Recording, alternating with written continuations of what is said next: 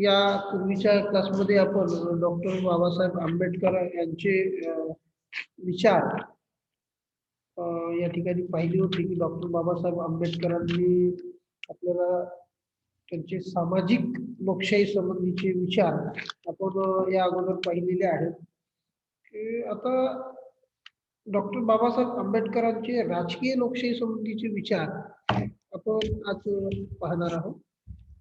तर आंबेडकरांनी आपल्या राजकीय लोकशाहीच्या विचारामध्ये मानवी हक्क आणि त्यांच्या संरक्षणाला महत्वाचे स्थान दिले. म्हणजे की समाजामध्ये जे मानवाचे हक्क असतात, मानवी हक्क ज्याला म्हणतात आपण, मानवी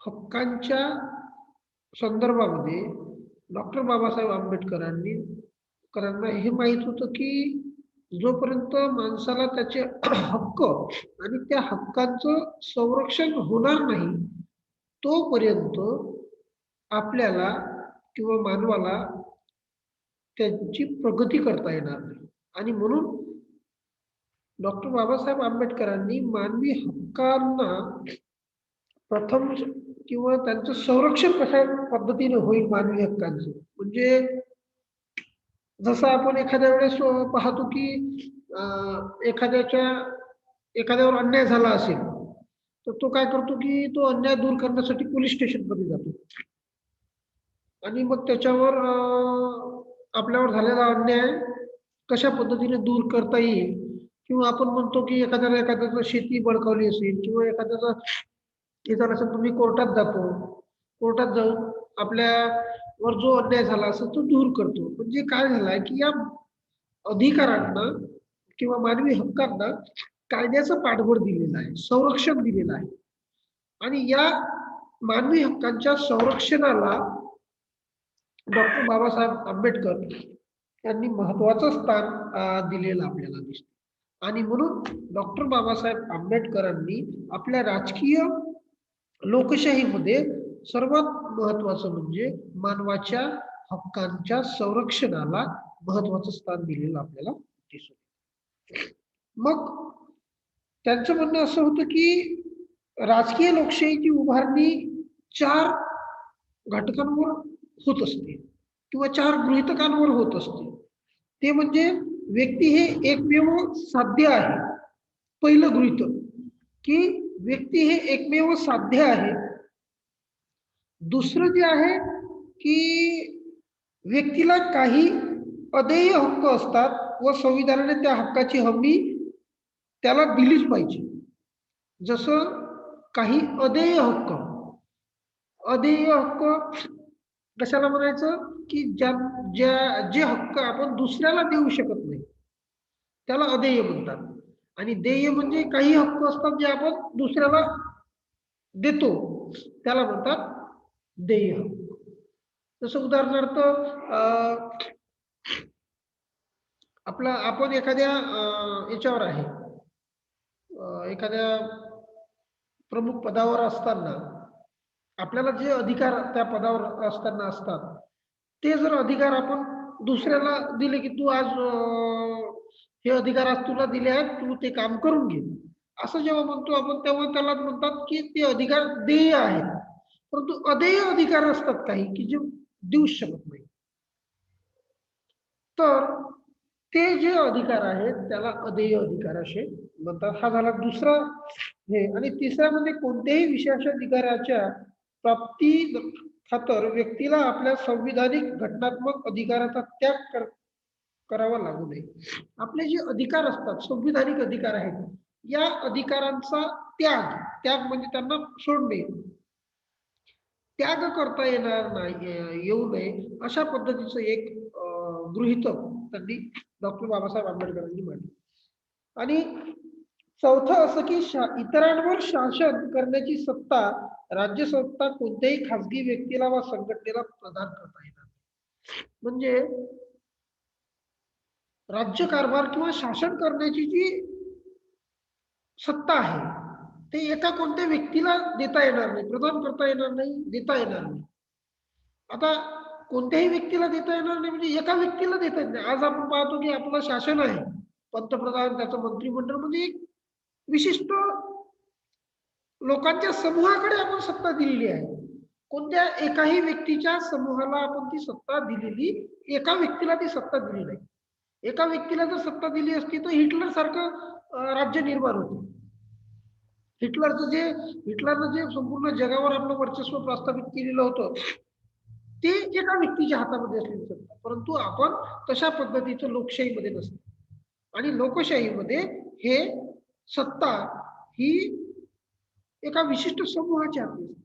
आणि म्हणून बाबासाहेब आंबेडकरांनी आपल्या राजकीय लोकशाहीच्या संदर्भामध्ये हे गृहीतक सुद्धा अत्यंत महत्वाचं मानलं गेलेलं आहे.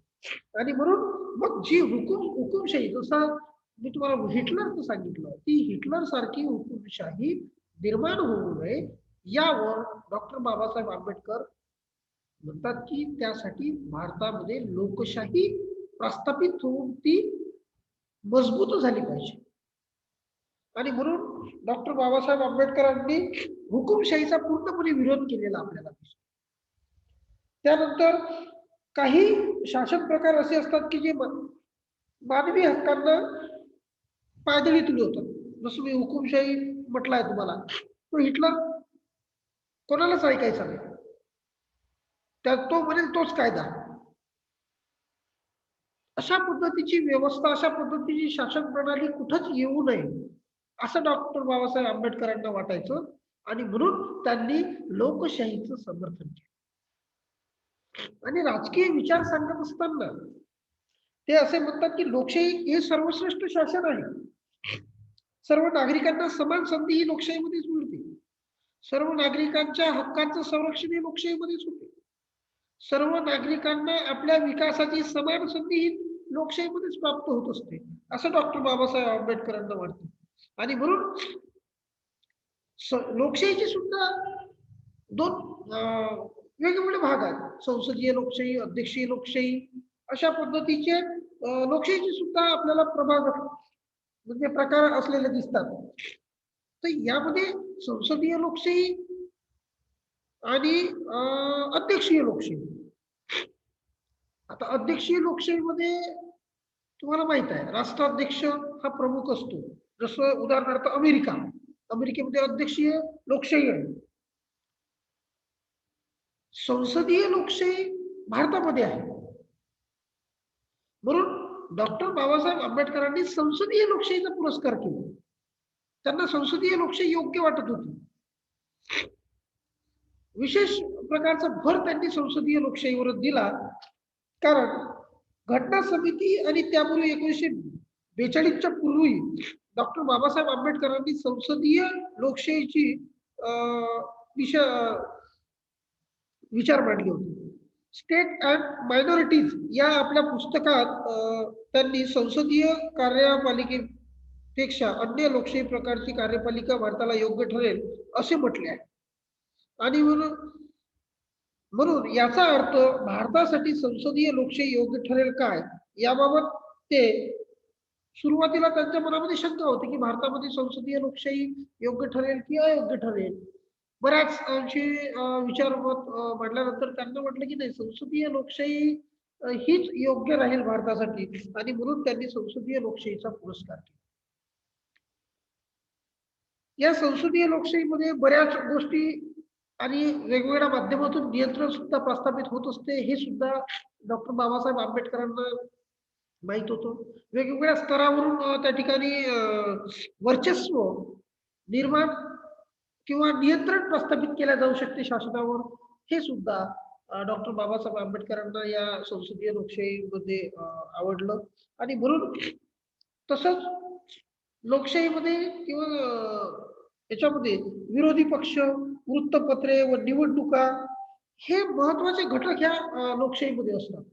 आणि म्हणून निवडणुका असो किंवा वृत्तपत्र आहेत, त्याच्यानंतर जे पक्ष, राजकीय पक्ष, प्रादेशिक पक्ष, हे जे पक्ष आहेत, विरोधी पक्ष, सत्ताधारी, जे काही हे असेल, ह्या सगळ्या गोष्टी लोकशाहीमध्ये असतात. सत्तेवर येणारा एक पक्ष असतो, तर त्याला विरोध करणारा विरोधी पक्ष सुद्धा असतो. विरोध करणारा म्हणजे त्यांच्या बेकायदेशीर किंवा अनैतिक कार्यांवर नियंत्रण प्रस्थापित करणारा पक्ष म्हणजे विरोधी पक्ष. त्यांनी कोणतं चुकीचं धोरण राबवित असेल, सत्तारूढ किंवा सत्ताधारी पक्ष हा जर किंवा शासन जर चुकीचं निर्णय घेत असेल, तर त्या चुकीच्या निर्णयाचा विरोध करण्यासाठी विरोधी पक्ष हा महत्वाचा असतो. आणि तो विरोधी पक्ष हा लोकशाहीमध्ये असतो आणि म्हणून डॉक्टर बाबासाहेब आंबेडकरांना ह्या लोकशाही अत्यंत महत्वाची वाटते, की ज्या लोकशाहीमध्ये शासनावर नियंत्रण ठेवणारी यंत्रणा सुद्धा अस्तित्वात असते. हुकुमशाही सारख्या व्यवस्थेमध्ये अशा प्रकारची कुठलीच व्यवस्था नाही राहत. आणि म्हणून लोकशाही ही अत्यंत महत्वाची शासन प्रणाली डॉक्टर बाबासाहेब आंबेडकरांना वाटते आणि म्हणून ते राजकीय लोकशाहीचा पुरस्कार करताना आपल्याला दिसतात. त्यानंतर काही काही वेळा अशा अशा सुद्धा बाबी असतात की लोकशाही बरोबरच सामाजिक, आर्थिक आणि राजकीय ह्या बाबींचा सुद्धा एकमेकांशी समन्वय साधण्याचा हे होत असतो. आणि म्हणून राजकीय लोकशाही, सामाजिक लोकशाही आणि त्याचबरोबर ज्या लोकशाहीच्या हे असेल त्या लोकशाहीतला संसदीय लोकशाही अत्यंत महत्वाचे घटक असतात या संसदीय लोकशाहीमध्ये. वृत्तपत्र, निवडणुकांच्या माध्यमातून दर 5 वर्षाला निवडणुका होतात. मग त्या निवडणुकांच्या माध्यमातून जो योग्य कार्य करणाऱ्या व्यक्तीला त्या शासन कारभाराची सूत्र सोपवली जातात. संसदीय लोकशाहीमध्ये अशा पद्धतीची व्यवस्था ही अत्यंत चांगल्या पद्धतीची व्यवस्था म्हणून डॉक्टर बाबासाहेब आंबेडकरांना ही संसदीय लोकशाहीचा पुरस्कार डॉक्टर बाबासाहेब आंबेडकरांनी केलेला आहे. तसेच जे काही शासन असेल किंवा शासनाच्या चुकीच्या धोरणांवर टीका करण्याचा अधिकार सुद्धा लोकशाहीमध्ये मिळत असतो. संसदीय लोकशाहीमध्ये शासनाच्या विरोधी धोरणावर टीका करण्याचा अधिकार सुद्धा मिळतो. आणि म्हणून डॉक्टर बाबासाहेब आंबेडकरांनी या संसदीय लोकशाहीचा पुरस्कार केला, या संसदीय लोकशाहीचा स्वीकार केलेला आपण दिसतो. तसंच लोकशाहीमध्ये शांततापूर्ण मार्गाने संपूर्ण कार्य पार पाडली जातात. मानवी हक्कांचं संरक्षण केलं जाते.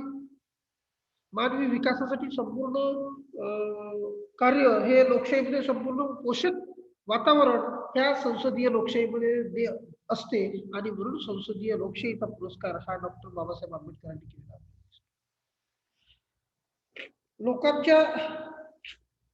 लोकांना सत्ता प्राप्त करण्याचा अधिकार हा असतो. त्याचप्रमाणे जनता ही सार्वभौम असते लोकशाहीमध्ये. लोकशाहीमध्ये जनता ही अंतिम असते. जनतेचा निर्णय हा अंतिम निर्णय असतो. जनता म्हणेल त्याच्या हातामध्ये सत्ता सोपवली जाते. जनता म्हणेल त्याला पदावरून दूर केलं जाते. अशा पद्धतीची व्यवस्था ही लोकशाहीमध्ये असते आणि म्हणून डॉक्टर बाबासाहेब आंबेडकरांनी लोकशाहीचा पुरस्कार केलेला आपल्याला दिसून येतो. मग लोकशाही व्यवस्थेमध्ये कायदा अत्यंत महत्वाचा असतो. कायद्याला महत्वाचे स्थान दिले जात असते. असं डॉक्टर बाबासाहेब आंबेडकर म्हणतात की लोकशाहीमध्ये कायद्याला महत्वाचं स्थान दिलं आहे. कुठल्याच प्रकारची व्यवस्था ही लोकशाहीमध्ये अपरिहास करत नाही. लोकशाहीमध्ये सर्वांना समान संधी दिली जाते. सर्वांना कायद्यासमोर समान लेखलं जातं. मग तो श्रीमंत असो, गरीब असो की कोणताही व्यक्ती असो. कायदा हा सर्वांसाठी सारखा हा लोकशाहीचा महत्वाचा गुण आहे. आणि म्हणून डॉक्टर बाबासाहेब आंबेडकरांनी आपल्या लोकशाही व्यवस्थेमध्ये कायद्याला समान स्थान दिले गेलेलं आहे आणि म्हणून कायद्यासमोर सर्व लोक समान आहेत. लोकशाहीत अत्यंत महत्वाचं स्थान हे कायद्याला दिले गेलेलं आहे. लोकशाही व्यवस्थेत कायदा हा सर्वांना समान आहे, हितकारक आहे, मानवी विकासाला पोषक आहे असं डॉक्टर बाबासाहेब आंबेडकरांना वाटते. आणि म्हणून डॉक्टर बाबासाहेब आंबेडकरांनी कायद्याचं समर्थन केलं. त्याचबरोबर लोकशाहीमध्ये ज्या काही बाबी असतात त्या बाबींचं समर्थन करताना ते दिसतं की कायद्याचं पाठबळ जर या लोकशाहीला मिळालं तर त्यामध्ये लोकांच्या संपूर्ण गरजा ह्या पूर्ण होतील. लोकांवर होणारा अन्याय हा दूर होईल, अन्याय होणार नाही आणि झालाच तर कायद्यानुसार त्याला समान लेखलं जाईल. मग तो गरीब असो श्रीमंत की सर्वांना समान लेखलं जाईल अशा पद्धतीची व्यवस्था ही लोकशाहीमध्ये असते आणि म्हणून बाबासाहेब आंबेडकरांना त्या लोकशाहीच्या संदर्भामध्ये तसेच लोकशाहीचा निकोप वाढीसाठी संघटित आणि शिस्तबद्ध राजकीय पक्षाची सुद्धा गरज असते असं सुद्धा डॉक्टर बाबासाहेब आंबेडकरांना वाटतं. कारण जोपर्यंत राजकीय पक्ष अस्तित्वात येणार नाही तोपर्यंत लोकांना योग्य काय आणि अयोग्य काय हे कळणार नाही. एखादा व्यक्ती एखादी संघटना जोपर्यंत समाजाच्या लोकांच्या विकासासाठी पुढे येणार नाही एखादा पक्ष जोपर्यंत समाजाच्या विकासासाठी पुढे येणार नाही तोपर्यंत त्या समाजाचा सुद्धा विकास होऊ शकतो. म्हणून लोकशाहीच्या विकासासाठी लोकशाहीला जर विकसित करायचं असेल तर राजकीय पक्ष आवश्यक आहे असं डॉक्टर बाबासाहेब आंबेडकरांना वाटते. काही पक्ष हे सत्ताधारी म्हणतील तर काही पक्ष हे विरोधामध्ये राहतील. म्हणून लोकशाहीमध्ये पक्षाचं अत्यंत महत्वाचं स्थान आहे. जर एक पक्ष सत्तेवर असेल तर दुसरा पक्ष दुसरा पक्ष हा त्यांच्यावर नियंत्रण ठेवण्याचं कार्य करत असतो आणि म्हणून राजकीय पक्ष हे सत्तेधारी राजकीय पक्ष हे लोकशाहीमध्ये महत्वाचे आहेत असे डॉक्टर बाबासाहेब आंबेडकरांना वाटते. मग परंतु या संपूर्ण घटकांच्या माध्यमातून लोकशाहीचा विकास होत असतो. या विकासाच्या आधारावरच म्हणून बाबासाहेब आंबेडकरांना लोकशाही संसदीय लोकशाहीचा त्यांनी स्वीकार केला. त्यांना ती संसदीय लोकशाही योग्य वाटत होती. परंतु या लोकशाहीच्या विकासामध्ये काही घटक असे असतात की ते त्या लोकशाहीच्या विकासाच्या आड येणारे घटक असतात. त्याच्यामध्ये आपल्याला सांगता येईल की संसदीय पद्धती भारतीयांसाठी नवीन आहे. कारण भारतीयांना ही पद्धती माहीत नव्हती. म्हणून त्या संसदीय लोकशाहीच्या यशाच्या आडवी येणारी ही एक बाब महत्वाची आहे असं वाटतं. ही बाब डॉक्टर बाबासाहेब आंबेडकरांना पहिलीच माहित होती. जरी आपण संसदीय लोकशाहीचा स्वीकार करत असलो भारतामध्ये तरीही या लोकशाहीच्या विकासाच्या यशाच्या आडमध्ये यशाच्या आड काही गोष्टी येऊ शकतात. त्याच्यामुळे या संसदीय लोकशाहीचा विकास भारतामध्ये होण्यास वेळ लागेल किंवा होईल किंवा नाही याची शाश्वती डॉक्टर बाबासाहेब आंबेडकरांना तेव्हा नव्हती. पहिली गोष्ट म्हणजे की या लोकांना ही शासन पद्धती नवीन आहे. ती पद्धती त्यांना समजेल किंवा नाही, त्या पद्धतीचा ते चांगल्या पद्धतीने स्वीकार करतील किंवा नाही. दुसरं असं की संसदीय लोकशाहीत घडून येणारे परिवर्तन हे आहे ते परिवर्तन लोक सहजासहजी जे परिवर्तन घडून येतात ते परिवर्तन लोकांना स्वीकृत राहतात. कायद्यासमोर आपण सर्वांना समान हे लोकशाहीचे तत्व आहे. पण खरोखर या समाजामध्ये सर्व लोक एकमेकांना समानतेची वागणूक देणार का? देतील किंवा नाही? हे बरेच प्रश्न हे डॉक्टर बाबासाहेब आंबेडकरांच्या समोर उभे झाले की ह्या अडचणी येऊ शकतात. लोक एकमेकांना हीनतेची वागणूक देऊ शकतात. लोक एकमेकांना उच्च नीतीची वागणूक देऊ शकतात. सर्वांना समान लेखणार नाही. परंतु तरीही अनेक राजकीय समस्येच्या प्रवाहाची दिशा जी आहे ती दिशा पण वेगळी आहे. व्यक्ती स्वातंत्र्य, सुख, स्वातंत्र्य, धार्मिक स्वातंत्र्य अशा विविध बाबी ज्या आहेत ज्या लोकशाहीच्या विकासाच्या आड येऊ शकतात. विकासामुळे त्या दूर होणार नाही. लोकशाहीच्या विकासाच्या आड येऊ शकतात. अनेक बाबी ज्या आहेत अनेक लोक हे जाती धर्माच्या त्या याच्यामध्ये अडकलेले आहेत. त्याच्यामुळे या लोकशाहीचा विकास होईल किंवा नाही हे सुद्धा एक मोठा प्रश्न त्यांच्यासमोर होता. तसेच आर्थिक दुर्बलता ही सुद्धा एक महत्वाचा प्रश्न डॉक्टर बाबासाहेब आंबेडकरांच्या समोर होता की आर्थिक समानता देशामध्ये नाही आहे. कोणी खूप श्रीमंत आहे, कोणी खूप गरीब आहे.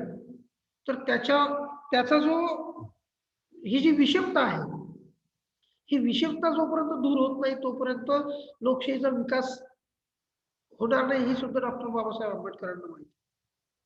आणि म्हणून ही आर्थिक विषमता हे सुद्धा महत्वाचा घटक हे डॉक्टर बाबासाहेब आंबेडकरांना वाटत होतं. त्यानंतर निरक्षरता, देशामध्ये निरक्षर लोकांचं प्रमाण जास्त आहे. निरक्षर लोकांच्याकडून कोणत्याही प्रकारच्या चांगल्या कार्याची आपण अपेक्षा करू शकत नाही. सर्वच लोक काही संत गाडगेबाबासारखे नाहीत. म्हणून निरक्षरता हा या देशात सर्वात मोठा एक घटक आहे की जो या देशातील लोकशाही, संसदीय लोकशाही अयशस्वी करू शकते. आणि म्हणून निरक्षरता हा खूप मोठा अडसर हा संसदीय लोकशाही या देशाच्या मार्गामध्ये येईल असं डॉक्टर बाबासाहेब आंबेडकरांना वाटत होतं. दुसरं असं की व्यक्तिपूजा. व्यक्तिपूजा म्हणजे एका विशिष्ट प्रकारच्या व्यक्तीचं समर्थन करत राहण्याची पद्धती भारतामध्ये आहे. याची सर्वात मोठी भीती डॉक्टर बाबासाहेब आंबेडकरांना वाटायची, व्यक्तिपूजा. जसं आता आपण पाहतोय की स्वातंत्र्यपूर्व काळामध्ये काँग्रेस हा पक्ष होता. स्वातंत्र्यानंतरही तो पक्ष कायम टिकून राहिला. आजही आपण पाहतो की तो पक्ष आजही आहे, परंतु त्या पक्षाची जी व्यक्तिपूजा आहे ती तशीच आहे. स्वातंत्र्यपूर्व काळापासून ते गांधी घराण्याकडे त्या पक्षाचं नेतृत्व आहे. आजही त्यांच्याचकडे आहे.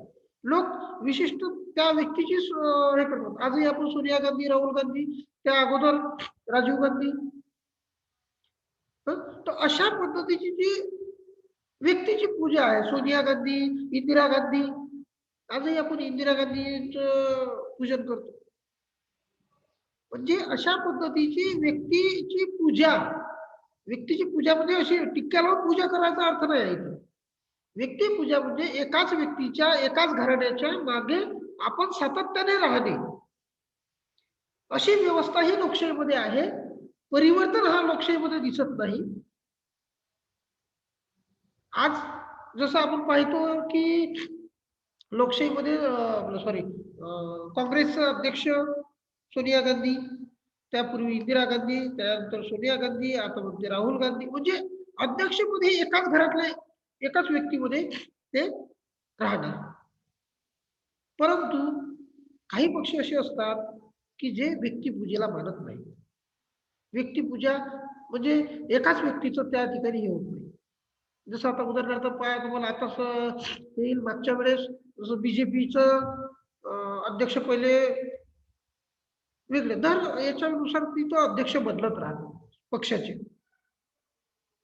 अमित शहाच्या पूर्वी राजनाथ सिंग, त्याच्यापूर्वी ते हे वाजपेयी, त्याच्यानंतर असे अनेक लोक त्या पक्षाचे अध्यक्ष होऊन गेले. सातत्याने ते परिवर्तन होत असते, अध्यक्षपद बदलत असते. त्या ठिकाणी व्यक्तिपूजा दिसत नाही. एखाद्या विशिष्ट व्यक्तीच त्या ठिकाणी हे होत नाही. म्हणून व्यक्तिपूजा हा एक महत्वाचा भाग त्या ठिकाणी असतो. त्यामुळे लोकशाही यशस्वी होणार नाही असं सुद्धा डॉक्टर बाबासाहेब आंबेडकरांना वाटते. आणि विवेकपूर्ण लोकमताचा अभाव हा लोकशाहीचा सर्वात मोठा दोष किंवा सर्वात मोठी अडचण असेल असंही त्यांना वाटते. की लोक विचार करून त्या ठिकाणी शासन हे करत नाही. लोक विचार करत नाहीत की नेमकं काय करायचं राहते. लोकांना या पद्धतीचं हे राहत नाही आणि म्हणून त्या ठिकाणी आपण लोकशाहीचं एक हे झालेलं दिसते की नेमकं कोणत्या पद्धतीचं आपण हे केलं पाहिजे, नेमकं कशा पद्धतीने आपण हे झालं पाहिजे, अशा पद्धतीचं एक वास्तविक कार्य हे लोकशाहीमध्ये डॉक्टर बाबासाहेब आंबेडकरांना अपेक्षित होतं. आणि म्हणून डॉक्टर बाबासाहेब आंबेडकर हे लोकशाही, संसदीय लोकशाहीचा पुरस्कार करणारे एक आहेत असं म्हणावं लागेल. अशा पद्धतीने आजच्या या क्लासमध्ये आपण लोकशाही, डॉक्टर बाबासाहेब आंबेडकरांचे राजकीय लोकशाही संबंधीचे विचार पाहिलेले आहेत. हे विचार इथे संपले. याच्यानंतरच्या क्लासला आपण त्यांचे न्याय संबंधीची संकल्पना जी आहे ती संकल्पना पाहू. आज डॉक्टर बाबासाहेब आंबेडकरांच्या कार्याची महान गाथा म्हणून आज 26 नोव्हेंबर हा दिवस आहे. या दिवशी डॉक्टर बाबासाहेब आंबेडकरांनी संविधान दिन, आजचा दिवस संविधान दिन म्हणून आपण साजरा करतो. तर सर्व तुम्ही विद्यार्थ्यांना आज संविधान दिनाच्या हार्दिक शुभेच्छा. डॉक्टर बाबासाहेब आंबेडकर हे मसुदा समितीचे अध्यक्ष असताना त्यांनी भारताची राज्यघटना बनवली. त्या राज्यघटनेचा स्वीकार आज आपण आजच्या दिवशी 26 नोव्हेंबर 1949 रोजी आपण ते हे केला आज. म्हणून संविधान दिनाच्या तुम्ही सर्व विद्यार्थ्यांना हार्दिक शुभेच्छा आणि आजचा क्लास आपण या ठिकाणी संपवू.